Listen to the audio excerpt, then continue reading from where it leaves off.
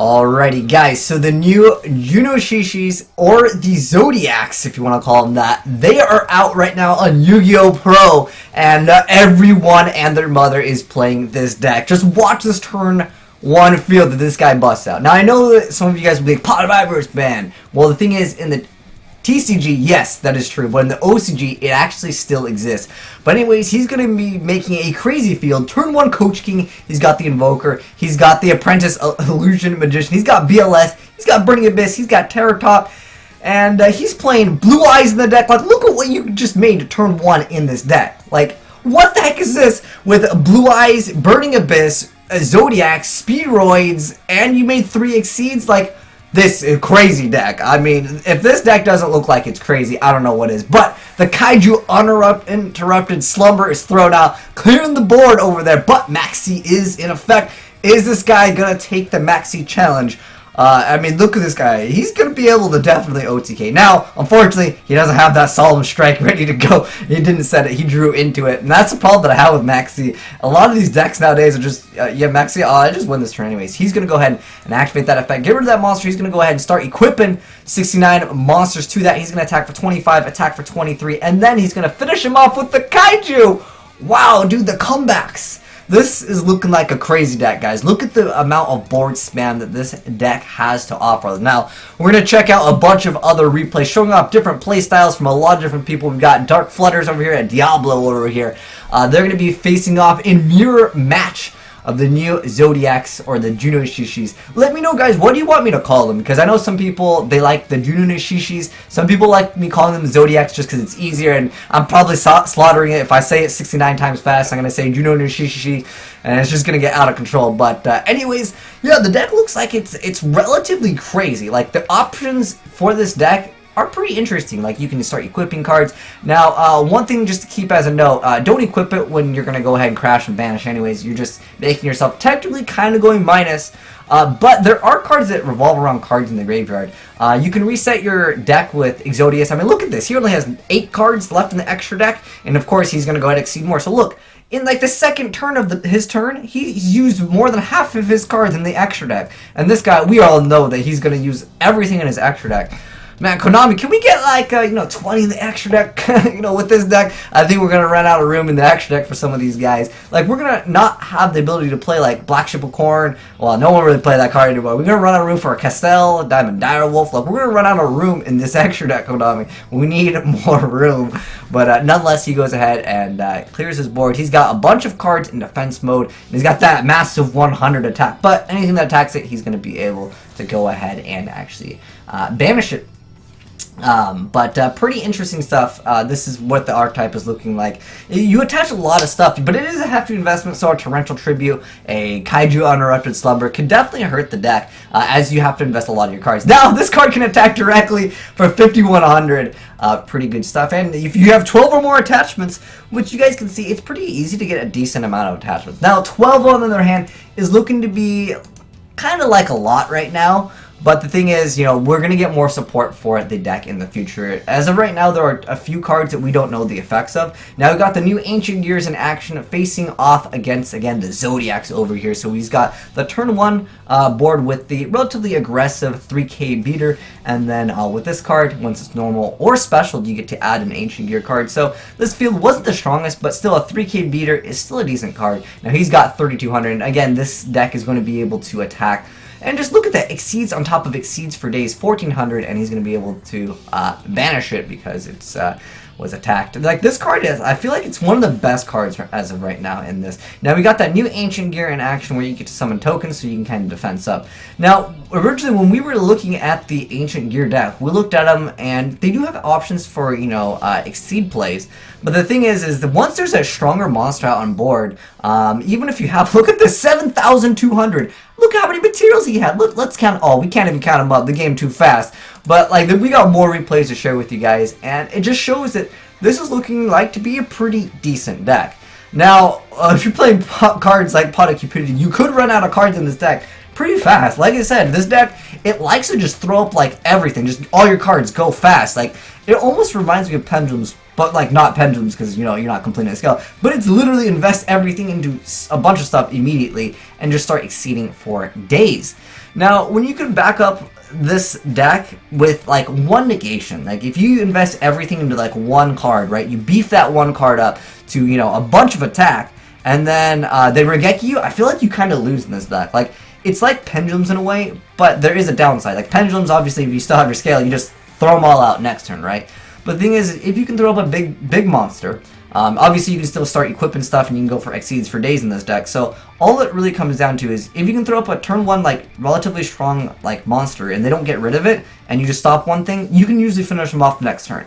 Now, I want to say a lot of decks can already do that, but you guys let me know how you feel about this. By reading your guys' comments, a lot of you guys were like, this deck sucks, this deck's not even good, but then there was a bunch of people saying that, wow, this deck's OP, is broken. I still don't know where I feel about this deck, because I feel like we just need some more support. As of right now, I think it's okay. It's not going to be tier 0 like it's the best deck, but it's not a bad deck by any means. If you see error occurs over here, I guess his opponent was like, you know what? I just got my speed bright mecha over here. It's not going to do too much. You know, I'm going to go ahead and just give you game over here. But I like the variety that we're going to be able to see. Like, we're seeing it against a lot of different decks today, and that's what I really want to share with you guys. How does it face up against all these other new decks coming out, whether it's the Ancient Gears, which I know that other guy that made his play, like, yeah, sometimes it sucks when you don't have that turn 1, like, play when you're going to go for, like, you know, the Galaxy, Titanic, because that's kind of a card you need to make and if you want to stun. But that deck can definitely throw out a bunch of big beaters at times, but, I mean, this deck kind of outclasses it if you just want big beaters,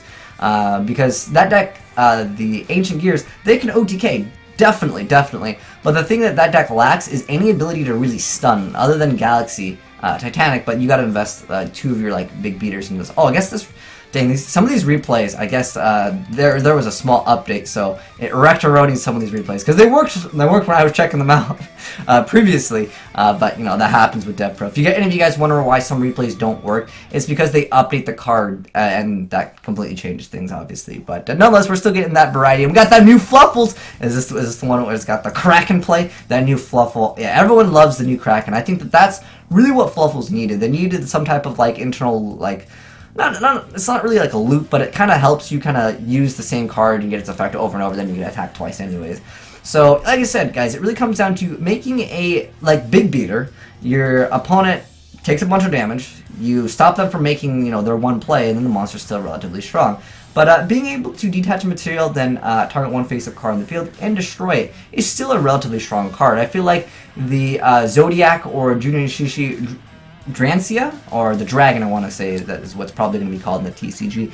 This is really the best card in the deck. But you can see, hold on, like, look how many, look, this is out of control, Yu-Gi-Oh! Like, how many attachments does this thing have? We got 1, 2, 3, 4, 5, 6, 7, 8, 9. He almost has the 12.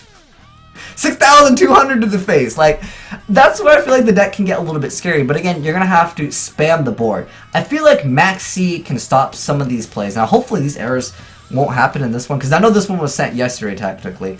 Some of the replays, the older ones, you know, obviously those are what get changed, and but I really want to showcase the Exodius, because again, you go through this deck again pretty fast. You guys can already see, you know, how fast the deck is by these replays. Now, Exodius has this awesome effect that when this card, it's can't be normal summon set, can't be special summon except by returning all monsters from your graveyard to your deck. So I feel like this is kind of an important card in the deck, but you can see the replay ends over here, because obviously it's game over.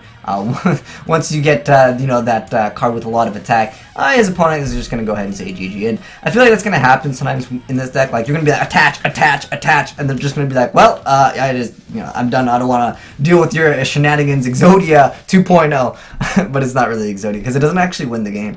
I really thought that that card was going to win the game when you had 12 or more attachments. Did any of you guys think that that was going to be the effect? Because that's the way I saw it. But nonetheless, he's going to be facing off against the super heavyweight Samurais.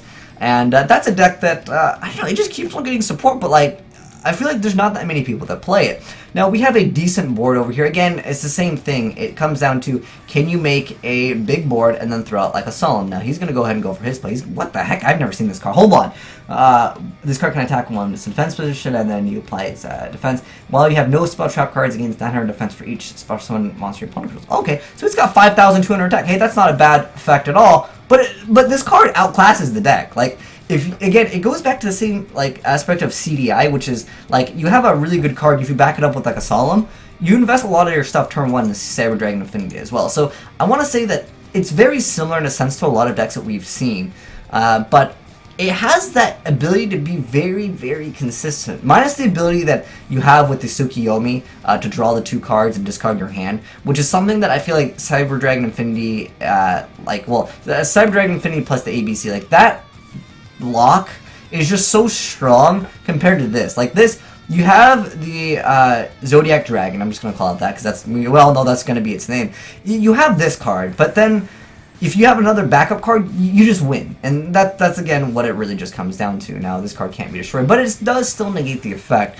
So we'll see how this faces off against it. Because this still technically has to destroy, and these cards, you know, you can't get rid of them. So he's going to go ahead and tribute that card. But if you don't have any back row, which, you know, Magic Specters, they need their monsters to tribute and, you know, get rid of to use their cards, he's just going to go ahead and just be able to deal a bunch of damage. And a Pendulum deck, you know, isn't going to do too hot against this board right here, especially when the guy's got a Soul Charge. But again, it's, again, similar to the ABC Cyber Dragon Infinity. Like, you have, like, 1 free negation almost. Although, I would say Cyber Dragon Infinity definitely outclasses the Zodiac Dragon, but it's still just being able to get rid of, like, 1, like, strong thing they make. And you can see, again, he's just going to go ahead and give a bunch of attachments, and he's got a card with 4,500 attack.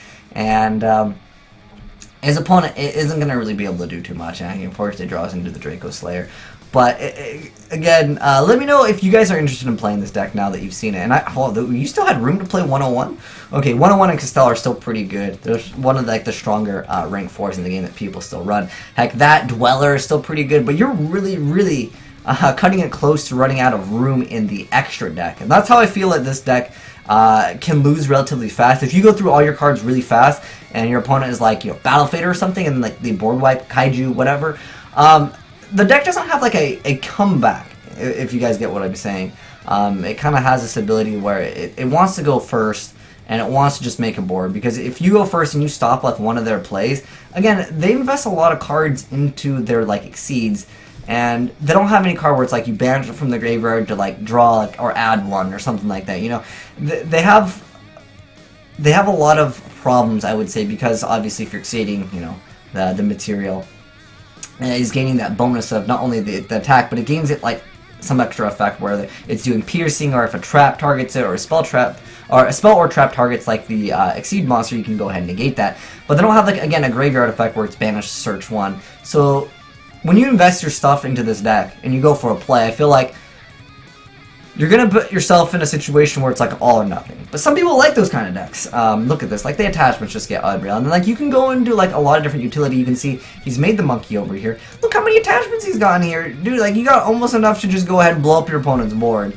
But he's going to, again, like, the same concept. You got one of the Solemns. I don't know. Do you guys feel like Solemn should be hit? I feel like there's too many decks right now that, like, get rid of a monster in a monster form. Look, he's going to go ahead and he's going to go for them attachments. He's going to get 12. He's going to go for, oh, wow, does he, how many? I think he had 12 at this point. But, like, he didn't, you know, obviously don't want to use that effect because he's going to go to defense mode. And lastly, we have a replay against the Chaos Max. So this is going to be something that a lot of people will run into. But did we get this too late here in the TCG? Because I know it won Worlds.